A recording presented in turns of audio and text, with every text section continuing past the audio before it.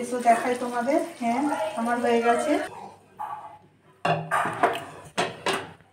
একটু সাজানোর জন্যে দুটো ধনে পাতা দিলাম। নমস্কার বন্ধুরা, পম্পার রান্নাঘরে সকল বন্ধুকে স্বাগত। আজকে আমি একটা নতুন রান্না নিয়ে এসেছি। আজ আমি বানাবো কাশ্মীরি আলুর দম। এসো কিভাবে আমি বানাচ্ছি তোমরা দেখবে। আমি এইরকম ছোট ছোট আলু নিয়েছি, এর থেকেও তোমরা বড় আলু নিতে পারো। আলুগুলো এইভাবে আমি ঠিক ছিদ্র করে নেব কাঁটা চামচ দিয়ে। প্রতিটা আলু এইভাবে ছিদ্র করে নেব।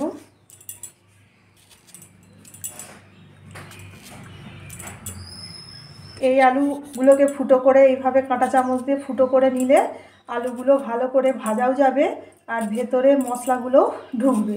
গোটা আলু না হলে ভেতরে মশলাগুলো ঢুকবে না। ঠিক এইভাবে এইগুলোকে ফুটো করে নেবে। প্রত্যেকটা আলু এইভাবে করবে, তাহলে দেখবে খুব সুন্দর ভেতরে মশলা ঢুকেছে। বাকিগুলোও আমি এইভাবে ঠিক করে নিয়ে তারপরে আসছি তোমাদের কাছে। আমার প্রত্যেকটা আলু এইভাবে কাঁটা চামচ দিয়ে ফুটো করা হয়ে গেছে। এবার আমি গ্যাসটাকে জ্বেলে কড়াইটাকে গরম করতে দেব। কড়াইটা গরম হলে এতে আমি সরষের তেল দেবো। আর যারা সাদা তেল খান তারা সাদা তেল দিয়েও বানাতে পারেন। কড়াটা আমার গরম হয়ে গেছে, এতে আমি পরিমাণ মতো তেল দিচ্ছি। এই আলুগুলো ছাঁকা তেলেও ভাজা যায়, কিন্তু আমি ছাঁকা তেলে ভাজবো না। এখানে আমি 4 পলা তেল দিলাম। আমার কাছে 1 কেজি মতো আলু আছে, তার জন্য আমি 4 পলা তেল দিলাম। তেলটা গরম হলে আলুটা এতে দিয়ে দেব, দিয়ে আমি ঢাকা দিয়ে লাল লাল করে ভেজে নেব। তেলটা আমার গরম হয়ে গেছে, এতে আমি আলুগুলো দিয়ে দিচ্ছি। আলুগুলো দিয়ে আমি ঢাকা দিয়ে ভাজবো, তাহলে নরম হয়ে যাবে।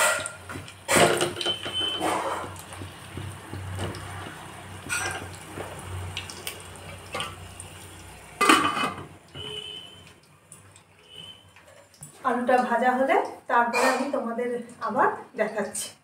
আসুন আলু দেখাই, আলুটা আপনারা কেমনভাবে ভাজবেন।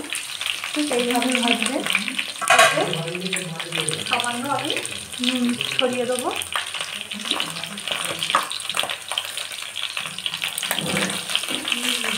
নুন দিয়ে দিলাম। ঠিক এইভাবে লাল লাল করে ভাজবেন। আলুগুলো ভাজা হলে তুলে নিয়ে আপনাদের আবার দেখাচ্ছি।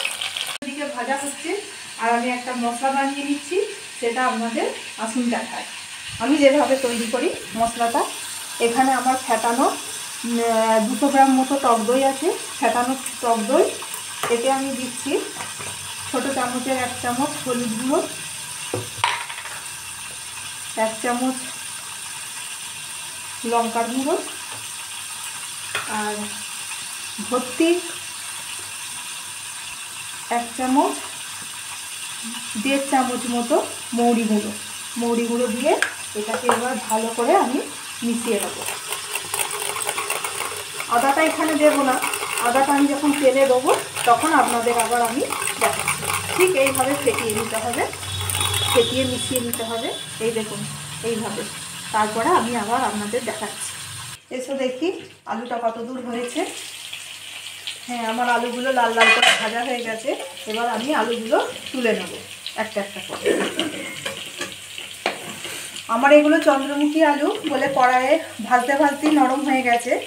আর যাদের চন্দ্রমুখী আলু নেই, যাদের জ্যোতি আলু আছে, অন্য কিছু আলু আছে, তারা কুকারে অল্প নুন দিয়ে জল দিয়ে সেদ্ধ করে নিতে পারো হালকা, দিয়ে আলুগুলো এইভাবে ভাজতে পারো।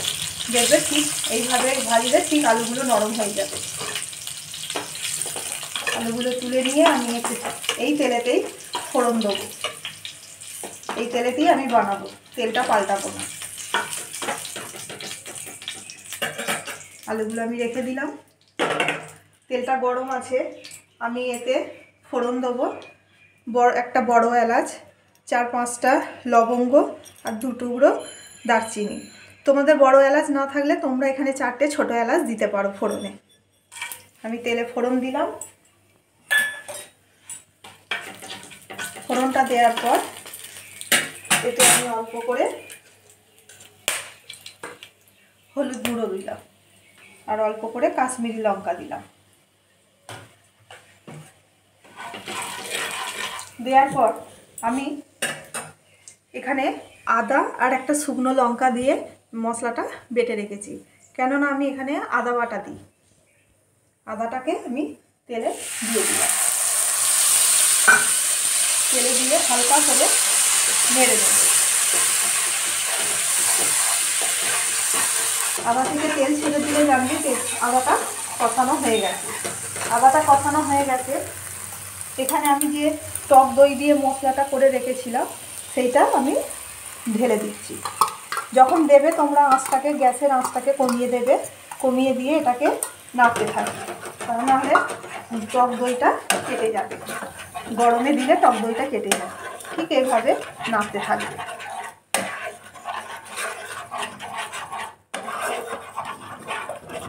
দেখো মশলাটা আমার কষানো হয়ে গেছে। তোমরা এইভাবে একদিন করে খেয়ে দেখো, তোমাদেরও ভালো লাগবে। মশলাটা আমার কষা হয়ে গেছে, প্রায় তেল ছেড়ে দিয়েছে। এই সময় আমি 6-7টা কাজু একসাথে বেটে নিয়েছি।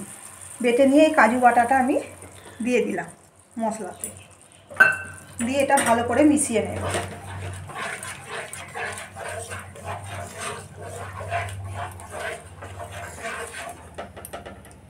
মিশিয়ে নিয়ে এতে আমি আলুগুলো দিয়ে দেবো।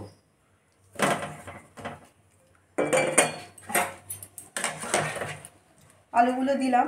এটাতে আলুটা একটু সেদ্ধ হবে বলে এতে আমি এই মশলার বাটি ধোয়া জলটা একটু দিয়ে দিচ্ছি। দিয়ে এবার ঢাকা দিয়ে এটা খানিকটা হতে দেব, হলে আবার আমি তোমাদের দেখাচ্ছি। চলো দেখি, এটা হয়ে গেছে আমার মনে হয়। এসো দেখাই তোমাদের। হ্যাঁ, আমার হয়ে গেছে। আমি এটাতে 2-4টে চিনি দেব, তোমরা চাইলে নাও দিতে পারো। আমার স্বাদ অনুপাতে অল্প 2-4টে দিয়েছি, তোমরা না পারলেও চিনিটা ছেড়ে দিতে পারো, দেওয়ার কোনো প্রয়োজন নেই। আমার হয়ে গেছে। এই দেখো আলু সুন্দর সেদ্ধ হয়ে গেছে, দেখো সুন্দর সেদ্ধ হয়ে গেছে আলু। এবার এটাকে আমি গ্যাসটা এবার অফ করে দেব। তোমরা এইভাবে রান্না করে দেখো, খুব ভালো হবে। আমি এবার একটা জায়গায় তুলে নেব।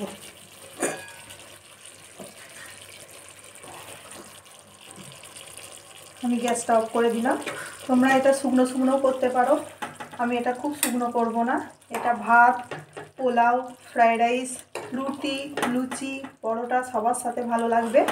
তোমরা একবার বানিয়ে খেয়ে দেখো।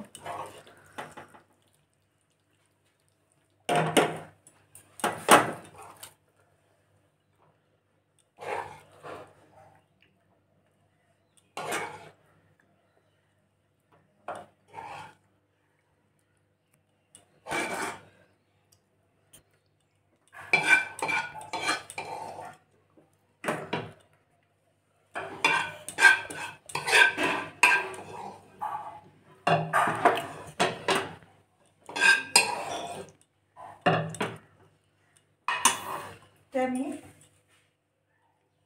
একটু সাজানোর জন্যে 2টো ধনে পাতা দিলাম, তা দেওয়ার দরকার নেই। এই রান্নাটা যদি তোমাদের ভালো লাগে তোমরা ইউটিউবে গিয়ে ভিডিওটাতে লাইক দেবে আর চ্যানেলটাকে সাবস্ক্রাইব করে দেবে। আর ফেসবুক থেকে যদি দেখো ভিডিওটাকে লাইক করে দেবে আর চ্যানেলটাকে ফলো করে দেবে। আজকের রান্নাটা এখানেই আমি শেষ করলাম। নমস্কার, আবার আসবো পরবর্তী রান্না নিয়ে।